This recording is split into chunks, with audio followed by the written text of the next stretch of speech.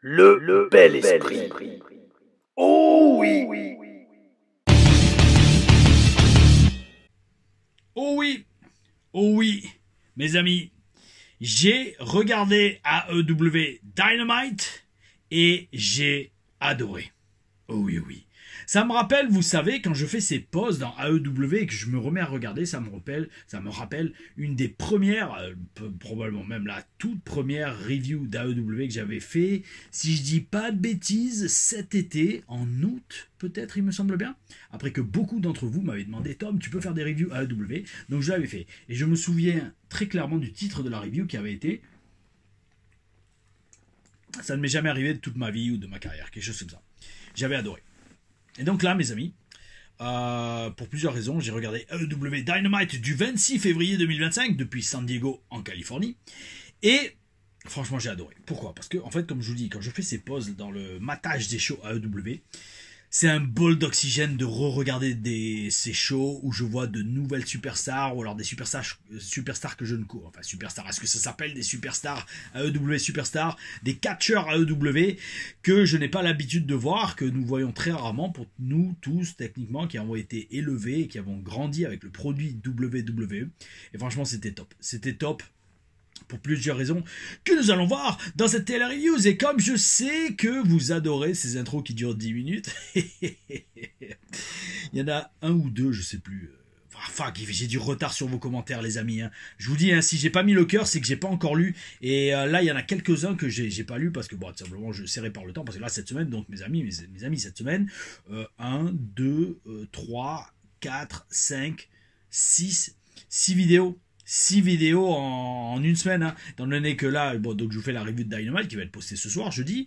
Demain, 17h30, vous avez la Taylor Stories numéro 8, si je dis pas de bêtises. Mes débuts au show hebdomadaire d'Impact Wrestling. Oh oui, oui, ça va être énorme.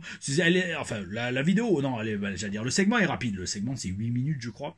Mais la vidéo, elle doit en faire une bonne vingtaine. Et franchement, pareil, que si vous aimez les Taylor Stories où j'analyse, alors déjà, si vous aimez aussi les télé-reviews où on voit un peu plus, là c'est sombre mes amis, c'est sombre. Bon écoutez, on va faire, oulala, attendez, allez hop, c'est pas grave, on va éteindre.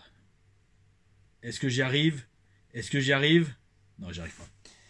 Alors hop, on coupe en montage, c'est pas grave. Hop. Et voilà, on coupe la télé, c'est mieux. Parce que je voulais mettre un petit fond. Eh ben non, mes amis. Allez, c'est pas grave. C'est quoi, je le laisserai au montage. Hein, comme ça, vous vivez tout. Vous vivez tout en direct. Et flemme. Non, c'est surtout que, ouais, comme ça, vous vivez tout direct. Et c'est plus vivant. C'est plus authentique. Donc, voilà, ça pour vous dire. Si vous avez aimé les Taylor Stories, je vais y arriver. Après une journée entière. Oh oui, oui. Si vous aimez les Taylor Stories, où j'analyse les passages télé, et je vous donne tous les petits secrets de comment ça marche, et ben vous allez adorer celle-là. Parce que vous allez voir, c'est énorme. C'est une bonne promo in-ring avec Al Snow. Bel esprit, oh oui, oui. Demain 17h30. Après, il y aura la review de SmackDown, le samedi, et en live sur YouTube, la review, on va regarder ensemble, Watch Along, Elimination Chamber WWE. Mais en attendant, voilà, j'avais besoin d'un rééquilibrage énergétique, et donc j'ai regardé AEW Dynamite cette semaine. On reprend donc les reviews AEW, oh oui, oh oui, et dans ce show, ils nous ont annoncé une carte qui semblait vraiment très solide. L'énergie est élevée et on commence direct avec un des premiers Adam du show. J'ai jamais remarqué le nombre de... Ils ont 3 Adam à AEW. On commence avec le premier, Adam Page, oh oui, oh oui. Un singles match entre Adam Page et Aaron Solo. Alors, énorme surprise, mes amis, de voir Aaron Solo dans le ring. Il a été entraîné par Lance Storm et il a été, si je dis pas de bêtises, pendant pas mal de temps, le petit ami de Bayley. Donc je le connaissais assez bien. Enfin, assez bien. Je l'avais rencontré 2 ou 3 fois. Et chaque fois qu'on s'était rencontrés, ben, on avait ce lien énergétique et amical d'avoir été entraîné par Lance Storm. Oh oui, oh oui. Donc bel esprit. Bon, il a jobé hein, parce que c'était une victoire très rapide d'Adam Page. Mais bel esprit quand même de revoir un SWA, Storm Wrestling Academy, alumni, frérot, brother, initié. Oh oui, oh oui. Dans le ring AEW. Bref, victoire rapide, donc comme j'ai dit, de Page, c'est quasiment un squash match.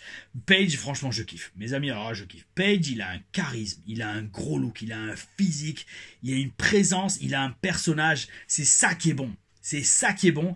Et bon, je sais que c'est mauvais de dire ça, surtout quand on est pro AEW, comme dans un sens je le suis, et surtout pour vous les fans, c'est mauvais de dire ça. Mais en le voyant, je me disais, voilà un catcheur qui serait énorme à la WWE s'il y avait le push et la gimmick qu'il a à la AEW. Parce que la WWE, j'ai compris un truc.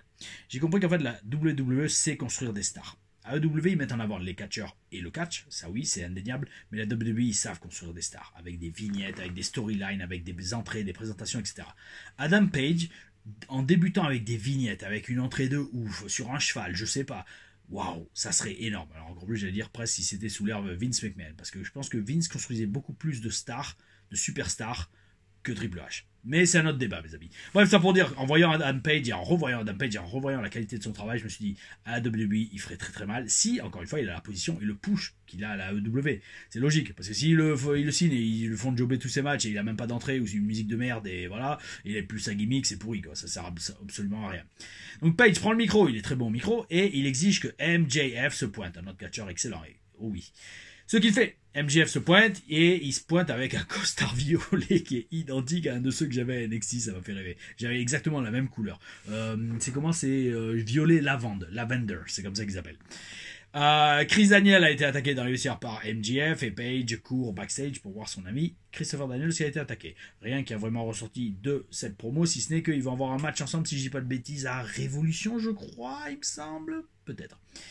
Après, on a un singles match. On a eu un singles match entre Will Ospreay et Brian Keith. Alors, Keith est là pour récolter la prime, le bounty, que Don Callis a mis sur la tête de Will Ospreay. Et c'est énorme. J'adore ce genre de mini storyline. J'adore ce genre de mini storyline parce que ça fait vraiment très catch et ça donne du divertissement, même si on sait que, enfin, j'allais dire, on sait qu'il n'y en a pas vraiment de mise à prix, c'est énorme. Parce que ça donne des mini storylines et ça donne des mini accrochages, des mini matchs, et ça c'est bel esprit. J'ai fait un peu de recherche sur Brian Keith et j'ai vu donc qu'il a été entraîné à la Reality of Wrestling par la fête de Booker T. Oui, oui. Et alors, toujours pareil, c'est pas vraiment une bonne chose de faire ça, de comparer automatiquement des catcheurs AEW avec des semblables ou alors des positions éventuelles à la WWE. Mais je pense que beaucoup d'entre vous en ont déjà parlé, alors je sais pas. Je sais sincèrement pas s'il a déjà eu lieu, ce que nous allons vérifier tout de suite, mais un dream match de ouf, en regardant ce match avec Will Ospreay, qui était tranquille, hein, il n'a pas fait énormément de prises, mais en voyant comment il catchait, non, ils l'ont déjà fait ce match, ils l'ont déjà fait en 2015 apparemment, mes amis. Ouais, c'est ça, à la Ref Pro on dirait, Ref Pro c'est ça. Revolution Pro Wrestling, oui c'est ça. Donc bref mes amis, ça pour dire, en regardant Will Ospreay, je me disais un match de rêve, un dream match ça serait Will Ospreay contre AJ Styles. Ça ferait très mal. Un match digne de WrestleMania. Et encore une fois, je dis, c'est pas bien de comparer automatiquement AEW à WWE, mais j'ai pensé ça.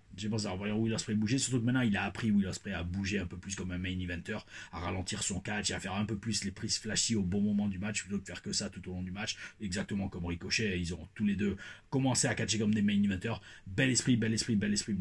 Victoire d'Ospreay après un bon petit match quand même. Brian Keith s'est bien débrouillé, même s'il a en général un personnage assez comédie aux côtés de Chris Jericho. Après, on a eu un tag team match, j'adore les matchs en équipe, entre The Outrunners et les Murder Machines. J'aime, au final, avoir un petit break des reviews AEW, car ça fait voir de nouvelles têtes. C'est ce que je vous disais au début de la review, mes amis. J'aime la vibe des Outrunners. J'aime beaucoup, parce que donc c'est cette équipe en mode années 80, mais ils connectent avec la foule. Et ils ont des bons looks. Et ils sont dans ce qu'ils font. Donc, bel esprit. Alors, sans parler, mes amis, des Murder Machines. Brian Cage, la bête. Brian Cage, vous le mettez dans le ring face à Brock Lesnar, je suis capable de croire que Brock Lesnar est en danger. Il est peut-être un peu plus petit que lui. Brock Lesnar, il doit être un bon mètre 90, 93. Brian Cage, il est plus dans les 1m88, il doit être à 6'2. Mais BORDE, LDE, MERDE, quel match ça serait, quoi. Et encore, pourquoi je fais une dream match? Je fais une dream card WWE contre AEW. Mais bref, Brian Cage, c'est un monstre. Et il bouge super bien, il fait des prises de ouf. Brian Cage, je ne sais plus si j'en ai parlé, oui, je crois, forcément, après presque 110 reviews, les amis, ou les vidéos avec Beast aussi. Brian Cage, lui, je l'avais rencontré pour la première fois J'aurais dû en parler dans la TLR Stories où je parle de comment la WWE m'a repéré.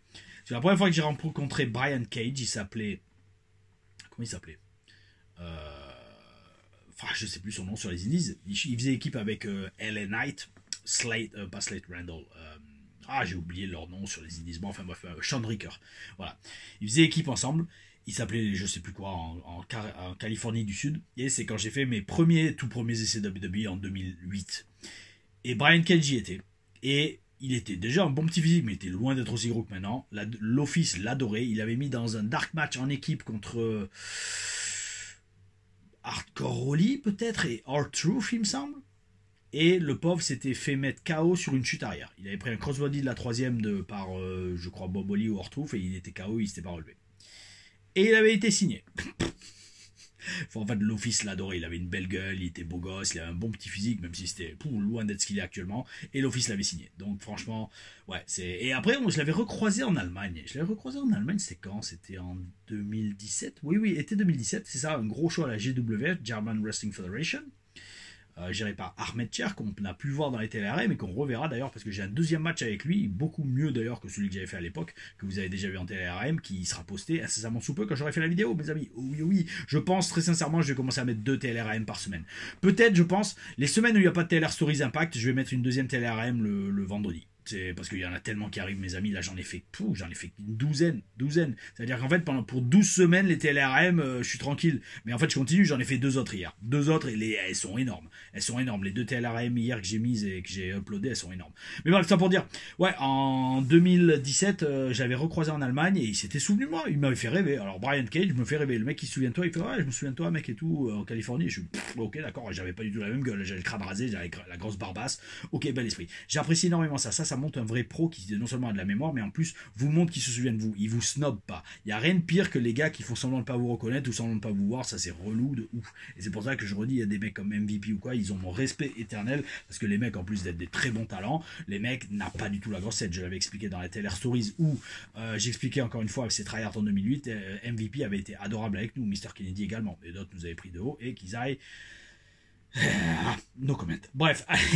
D'ailleurs, bon, alors, par contre,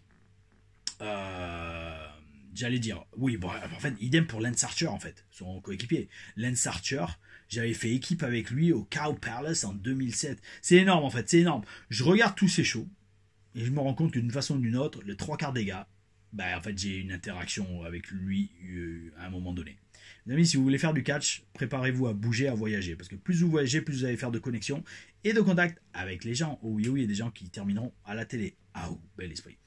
The Outrunners, ils ont un énorme potentiel, mais tant qu'ils ont cette vibe comédie, ça va être dur. Ils vont pas faire grand-chose. Il leur faudrait vraiment une storyline pour les faire devenir sérieux. Parce qu'en catch, vous pouvez pas faire trop d'argent si vous êtes trop comédie. Je parle trop d'argent, c'est-à-dire que vous serez jamais champion du monde main eventer. Il faut avoir une vibe sérieuse. Et ça, je l'ai très vite appris à NXT quand les Français légionnaires étaient pas trop pris au sérieux.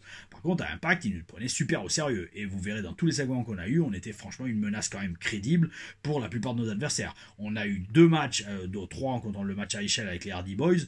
Franchement, les Hardy Boys vendaient pour nous. Donc, bel esprit, merci messieurs. Oh oui, oh oui. Brian Cage commence à avoir ce qu'on appelle un bold spot. En anglais, qui est le dégarni sur le sommet du crâne. Croyez-moi, mes amis, je parle en connaissance de cause. Même si moi, ma calvitie d'ailleurs, la calvitie qu'on peut voir souvent dans le ring, moi, alors, petit conseil calvitie, mes amis, enfin, pas conseil, mais je vous explique comment j'ai vécu le truc. Moi, ça a commencé par les tempes. Ça a commencé là, surtout là. J'ai eu le front qui a commencé à s'allonger, et au fur et à mesure que le front s'allongeait, ça a commencé à se dégarnir sur toute la tête, tu vois. Donc bref, voilà, ça pour vous dire, il y en a d'autres, ils ont juste le ball spot, un peu comme à la Zizou, à Zidane, Zinedine Zidane, pour ceux qui s'en souviennent, ça c'est mon époque, où il y avait juste chauve sur le dessus, il avait des cheveux partout. J'ai jamais compris, parce que moi ça a toujours été les tempes dès que j'étais, waouh, j'ai commencé à paumer mes cheveux, j'avais 14 ans les amis. En même temps, à 14 ans, j'avais déjà le bouc, c'est pour ça que le menton et le bouc sont peut-être les seuls endroits de ma barbe qui sont vraiment gris. Pourquoi? Parce que ça pousse depuis, j'ai 40 ans, 14 ans, ça pousse depuis 26 ans, mes amis. Oh oui, oh oui. Alors, bref, donc ouais, Brian Cage. Alors, c'est ça que j'ai noté en commentaire. Par rapport au bold spot. Comment on peut dire ça en français? Comment on peut dire en français le bold spot? La calvitie précoce, peut-être? Je parle en connaissance de cause, parce que même si j'ai réussi à le cacher pendant toute ma carrière à NXT, j'avais géré. au bout d'un moment, il fallait que ça arrête. C'est pour ça que j'ai rasé le crâne automatiquement, immédiatement après m'être fait virer d'NXT. Pourquoi? Parce que ça commençait vraiment à être dégarni, en fait. Et en fait, à NXT, j'avais trouvé le plan. Alors, je sais pas si je le garde pour la télé Stories où on verra tous mes passages à la télé à NXT.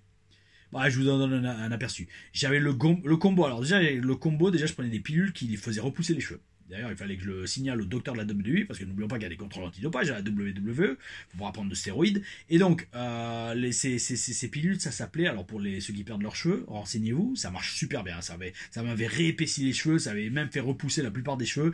C'était franchement bel esprit. C'était Propicia. Propecia. Regardez, ce sont des pilules qui font repousser les cheveux.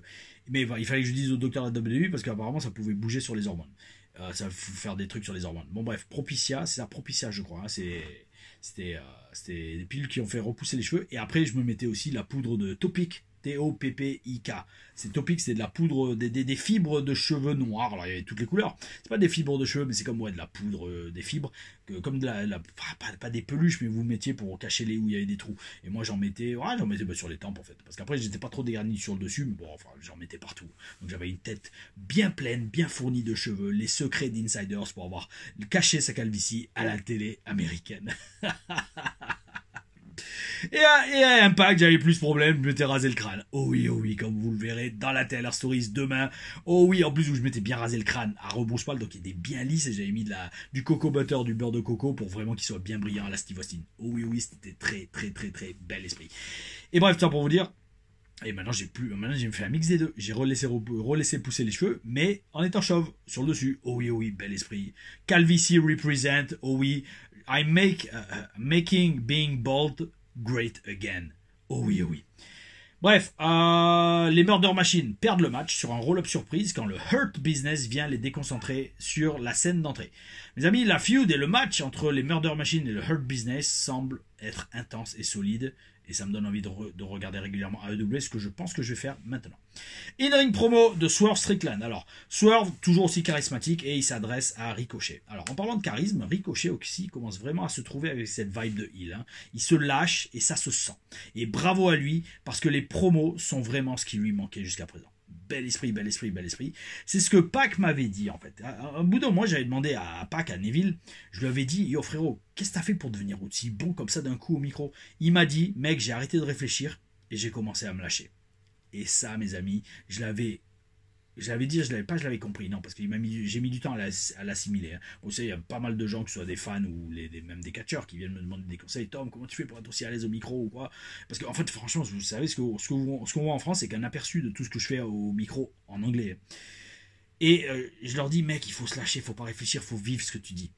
Et au début, c'est dur, parce que la plupart des jeunes qui font des promos, ils récitent. On sent, ils sont là à dire, hey, ce soir, toi et moi, nous allons nous affronter. Et je peux te promettre que je vais pas me laisser faire. Non. Il faut vivre le truc. Il faut vivre le truc et dire, ce soir, j'ai un match contre toi, amigo. Et sache une chose, je vais tout faire pour gagner.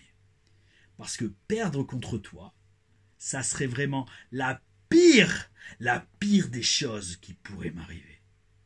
Donc mec, tiens-toi prêt. Parce que Tom La Rufa va amener le plus fort des AOU avec lui. Voilà. Et en impro total, j'ai même pas réfléchi, j'ai laissé les paroles sortir tout seul en essayant d'y mettre de la vie et tout. Donc ça pour vous dire, ça je l'avais compris. La première fois que j'ai entendu arrête de réfléchir et il faut se lâcher, c'était avec la fille d'Eddie Guerrero, Shaul Guerrero. Shaul Guerrero, elle était divine au micro. Même physiquement d'ailleurs aussi. Dans le ring, des fois elle était un peu dommage, elle était un peu limitée, mais dans le micro, elle était top. Et en fait, je la voyais faire des promos devant Dusty et tout, et Dusty qui disait c'était super et tout, et pas juste parce que c'était la fille d'Eddie. Hein. Et un jour, je suis allé la voir après la promo, je fais mais meuf, comment tu fais s'il te plaît? Dis-moi comment tu fais pour être aussi à l'aise au micro. Et elle me dit Frenchie, j'étais comme toi avant, je réfléchissais trop, je me prenais la tête, j'apprenais par cœur, j'étais tétanisé. En fait, au bout d'un moment, j'ai arrêté de réfléchir et je me suis lâché. J'ai mis environ un bon 1 an et demi avant de vraiment assimiler ça. Parce que ça, je lui avais demandé ça au tout début, hein, genre au tout début quand je venais d'arriver en développement. Et ouais, 1 an et demi, 2 ans avant que j'ai vraiment pu commencer à vraiment me lâcher en promo. Et une fois que c'est parti, là, ça se déroule. Et c'est ce qui se passe donc avec Ricochet. Avec Ricochet, on voit qu'il se lâche au micro et ça commence vraiment à connecter. J'étais très agréablement surpris par son travail au micro dans ce personnage de heel sur ce AEW du 26 février 2025. Oh oui, oh oui. Et donc, grosso modo, je crois qu'on va avoir Ricochet contre Swerve pour devenir aspirant numéro 1 au titre AEW. Après, on a un 6-man tag team match entre Undisputed Kingdom et FTR et Daniel Garcia. J'ai failli zapper le match, sauf qu'après, je me suis rendu compte, ah mais merde, il y a mes potes de FTR, Dax Harwood et Cash Wheeler. Alors déjà, avant de commencer, on va pas dire grand chose, je disais que c'était un très bon match trio, comme d'hab. Est-ce que Daniel Garcia a arrêté la muscu? S'il vous plaît, dites-le moi, parce que le mec, il a même plus le bras, il a même plus le pec, il est même plus rond, il est tout carré. Et est-ce qu'il a arrêté la muscu? Parce qu'apparemment, Adam Cole a repris. Adam Cole, il a l'air d'avoir bien progressé sur son physique, donc bravo à toi, amigo. Il était temps, surtout vu l'argent que tu dois te faire. Quelle honte. Bon bref, mais tout ça pour dire, deuxième Adam du show. Hein. On a eu Adam Page, maintenant on a Adam Cole, et alors un troisième à la fin du show.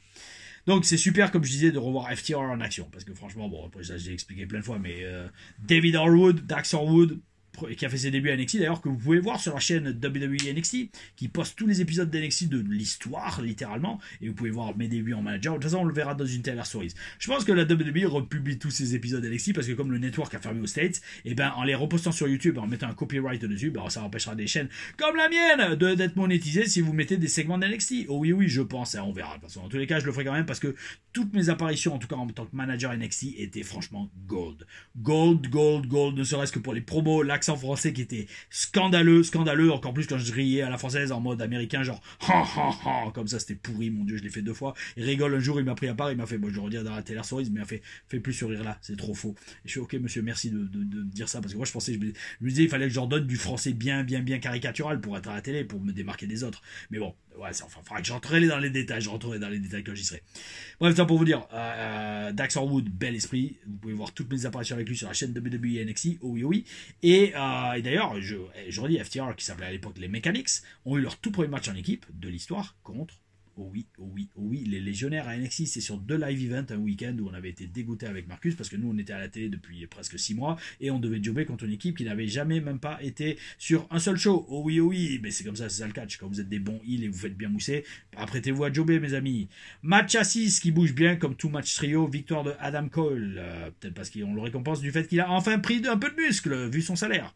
In-ring baston avec Adam Copeland, le 3e du show, qui donne des concertos au gang de John Moxley. Oui. Ensuite, on a un singles match entre Harley Cameron, oui, et Diona Purrazzo. Diona, qui est la femme de Steve McLean, si je crois, toujours, je pense. Et elle était souvent en extra à NXT. C'était bel esprit. J'ai énormément de respect pour elle, parce qu'elle n'a jamais abandonné. On la voyait souvent à NXT, bon... Comme on dit en anglais, begging for a job. C'est quand vous êtes extra, vous êtes super poli, vous dites bonjour à tout le monde, vous avez 3 balais dans le cul et vous êtes là, voilà, vous tenez un carreau parce que vous espérez avoir un contrat. Et ben elle était toujours là, toujours au rendez-vous, elle se donnait à fond, elle était très polie, oh mon dieu, elle était adorable. Adorable, et elle s'est accrochée et aujourd'hui, elle a une très belle carrière à Impact et aujourd'hui elle est apparemment sous contrat à AEW, vu qu'elle est sur le show principal Dynamite. Bravo à toi Deonna, respect total. Oh oui. Un match solide. Parler de femmes, et Harley, pareil, Harley Cameron, en plus de très attirante, elle a vraiment progressé dans le ring. Bravo, parce qu'on sent qu'elle a bossé dur. Son offense est propre, elle a de bons placements, elle a de jolis pinfalls très techniques, oh oui, et elle gagne le match. Bravo à toi. Elle est blindée de talent, hein. C'est une excellente chanteuse. Hein. En promo, elle est aussi pas mauvaise du tout. Et bien évidemment, elle a le look d'une superstar. Ça aide, mes amis. Ça aide. Enfin, on en arrive au main event à AEW International Championship entre Orange Cassidy et Konosuke Takeshita. Takeshita domine tout le match. Le mec, il a la taille, il a le physique, il a la gueule, il a le talent. Oh oui. Franchement, à part les gens dans la salle, je pense que très peu de gens pensaient vraiment que Cassidy allait gagner. Comme je l'ai déjà dit dans une review AEW, quand vous êtes dans la salle et qu'il y a l'ambiance et tout, vous pouvez y croire que le babyface a une chance. Mais quand vous regardez ça à la télé ou sur l'ordi, comme moi, en x2, vous dites non mais c'est bon, c'est sûr que Takeshita va garder le titre. Mais en attendant, ce qui est le cas d'ailleurs, il a gardé le titre, mais on a eu un excellent match, un excellent main event avec plein de, pas plein, mais quelques faux pinfalls, des chutes à l'extérieur, etc. C'était un excellent main event à AEW, digne d'un match de PLE de la WWE. Oui, il faut être honnête. Je sais que je compare toujours à la WWE, mais bon, je regarde le produit WWE beaucoup plus qu'à AEW. En fait, j'en arrive toujours à la même conclusion quand je reprends AEW. Le truc, c'est que AEW met en avant le catch. Et c'est super. Et c'est super qu'il y ait deux produits différents. C'est super que tant de catcheurs peuvent gagner leur vie grâce au catch. Oui, il faut saluer ça. Il faut saluer ça et supporter ça. Donc mes amis, si vous ne regardez pas la AEW, je vous conseille très sincèrement de le faire. Le seul problème, comme je dis à la AEW, c'est que je sais pas, ils ne forment pas énormément de superstars. Vous êtes catcheur AEW, vous êtes un peu perdu dans le mix. Mais là maintenant, je vais vous dire sincèrement, est-ce que c'est pas aussi de la faute des catcheurs? Et je pense que c'est le cas. Parce que regardez MJF, regardez Adam Page, regardez Adam Copeland. Les gars, ils se démarquent. Ils se démarquent. Pourquoi? Parce qu'ils construisent leur personnage. Ouh, AEW. Mouah, mon Dieu. C'est la place qu'il faut, les amis. La place qu'il faut. Parce que face à la WWE, croyez-moi, c'est excellent d'avoir de la compétition. Oh oui. Oh oui, mes amis. Oh. Mes amis, c'est l'heure de la question de la semaine. La question de la semaine, chaque fois que je dis ça, c'est une belle bêtise. Et je l'ai pris par rapport au main event. C'est une question qui a été postée sur un sondage de TLRM du lundi 10 février par Pierre-Paul, un ami québécois, qui me dit: Tom, petite autre question. Peux-tu nous donner des anecdotes sur Yoshitatsu? Eh bien oui, je peux. Je peux et je vais t'en donner deux d'ailleurs.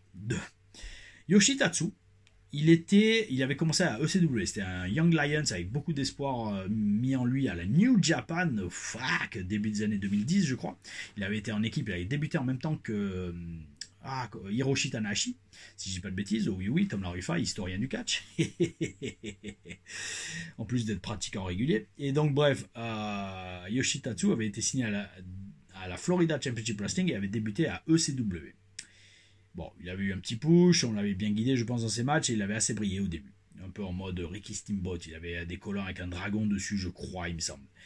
Et donc, en fait, Yoshitatsu, au bout d'un moment, comme ils se sont rendus compte que je crois qu'il s'est blessé, ou alors il y avait eu quelque chose, son niveau était trop limité dans le ring, il avait été renvoyé en entraînement au Performance Center. Et moi, à cette époque-là, j'étais dans la classe de Joey Mercury avec que des gars excessivement bons.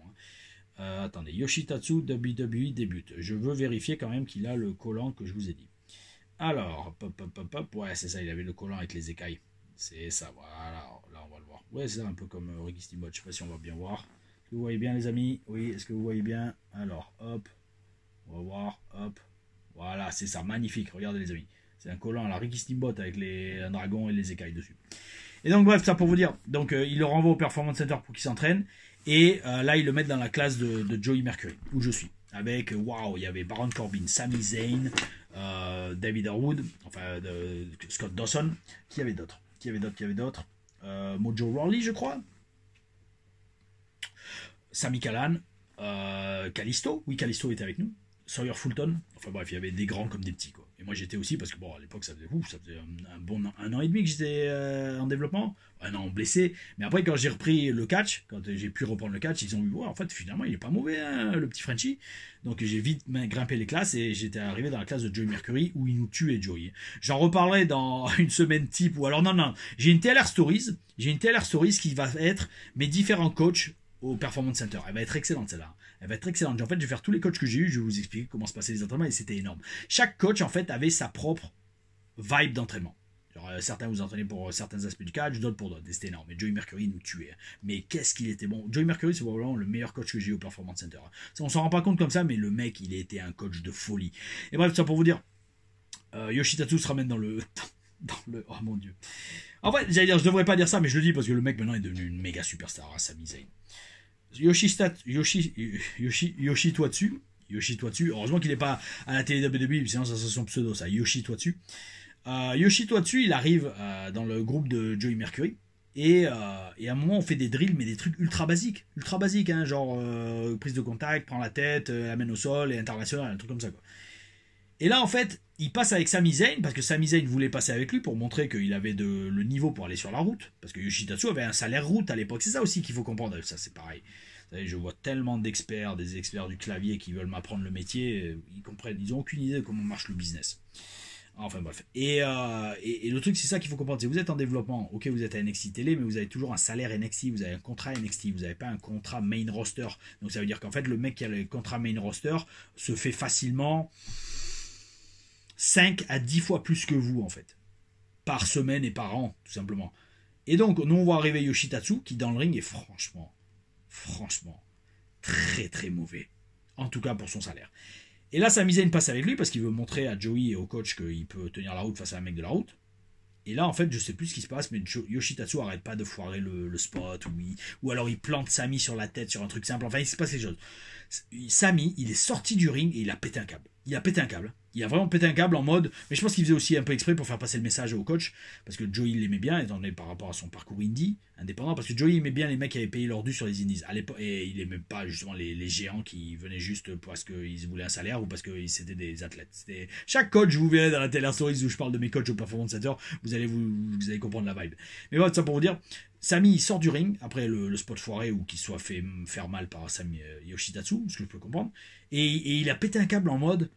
Un truc du genre, attends, je me replonge dans l'ambiance, c'est putain, j'en ai marre, j'arrive pas à comprendre, non, j'arrive pas à imaginer, I can't imagine, I can't believe, voilà, je peux pas croire que ce mec-là gagne plus d'argent que moi alors qu'il est aussi pourri. Voilà, il a gueulé ça en fait à travers tout le Performance Center.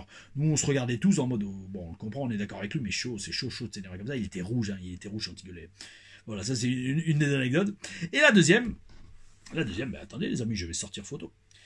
Sur mon compte Facebook, il y a un dossier qui s'appelle Sylvester Lefort in WWE, si j'ai pas de bêtises, album, voilà, Sylvester Lefort in WWE, et alors là c'est tous mes trucs solo à WWE, et donc dans les trucs solo, à un moment, vous allez voir mes amis, sur cette photo, oh oui, hop, allez hop, il faut juste que j'adapte la lumière. Oh oui, Sylvester Lefort avec son pantalon en peau de serpent en mode Brian Fury, si je dis pas de bêtises dans Tekken, contre Yoshitatsu qui cherchait à se faire une nouvelle gimmick de judoka karateka. Donc on le voit en kimono.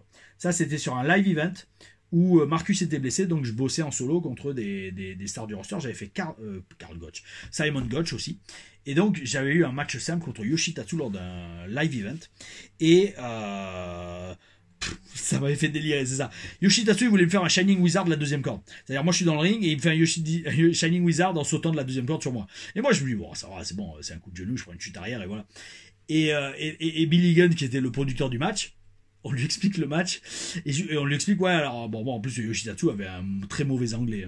Très mauvais anglais. Après tant d'années à la WWE, c'était scandaleux. Alors que moi, parfaitement bilingue, oui, français représente, mais moi, on m'a jamais fait de compliments pour ça. Et bref, on va voir Billy Gunn, et en fait là où je crois que c'est parce qu'on est dans le ring, on répète le move ou les placements, et là Billy Gunn il vient le voir, il fait attendez, vous faites quoi là, et moi je l'explique, je suis il veut faire cette prise et tout, le Shining Wizard, et Billy Gunn il me fait non, vous le faites pas, parce qu'en fait il avait tellement peu confiance dans les capacités physiques, athlétiques et de sécurité de Yoshitatsu, il me fait non, je veux pas qu'il te blesse, donc tu fais pas cette prise. Ok monsieur, pas de problème. Mais ça va, le match était sorti, mais il était pas exceptionnel, mais bon voilà, parce qu'après c'est dur d'être heel quand vous n'avez pas un bon babyface en face. Oh oui. Enfin bref. Voilà Pierre-Paul. C'était les anecdotes sur Yoshitatsu. J'espère que ça t'a plu. Merci pour tes commentaires. Je sais que t'en postes beaucoup. Désolé les amis, je vous dis, j'ai du retard sur les commentaires. Il va falloir que je me pose pour rattraper ça ce week-end. Parce que ce week-end, je ne catche pas. Donc on va en profiter pour faire la review en direct de Elimination Chamber. Oh oui. Il y aura donc aussi, je vous dis, alors demain ne loupez pas la TLR Stories 17h30. Vous allez la kiffer. Oh oui. Tiens, la lumière s'éteint parce que j'ai fermé le dossier, le fichier page. Où il y avait les résultats d'AEW, mais là j'ai remis notre image, donc là, le visage se réillumine. Bon, enfin, peu importe. Vous avez capté l'idée, les amis. Désolé, les gars, il est 19h, je suis assez bas en vibration. Oh oui, allez, je termine la petite boisson énergétique à la taurine.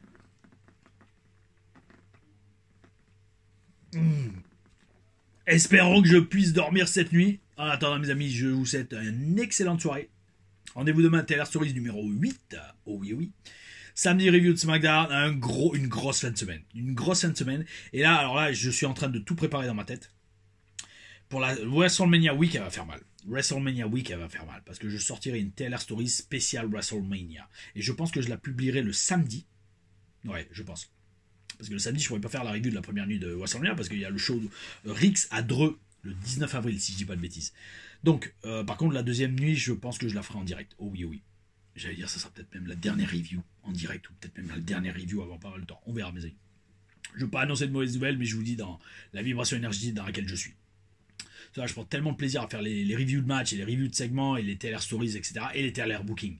TLR Booking, j'ai tellement d'idées de TLR Booking à faire qu'en fait, je me dis, les reviews, ça me prend tellement de temps, entre mater le show et les faire, que j'ai envie vraiment de me concentrer sur la chaîne à faire du TLR Booking. Et parce que vous aimez ça en fait. Vous aimez ça, ça ouvre des débats, ça ouvre des commentaires de ouf que j'ai même plus le temps de lire. Donc je réfléchis à ça. Dans tous les cas, on va aller jusqu'à WrestleMania, ça c'est sûr. Voir le Raw After Mania qui est toujours gigantesque, avec des débuts et une ambiance de ouf, avec les foules internationales. Et on verra mes amis. Dans tous les cas, mes amis, oh oui, gardez le bel esprit. Et on se voit demain pour la TLR Stories et samedi ce week-end pour un gros week-end catch. Gardez le bel esprit. Oh.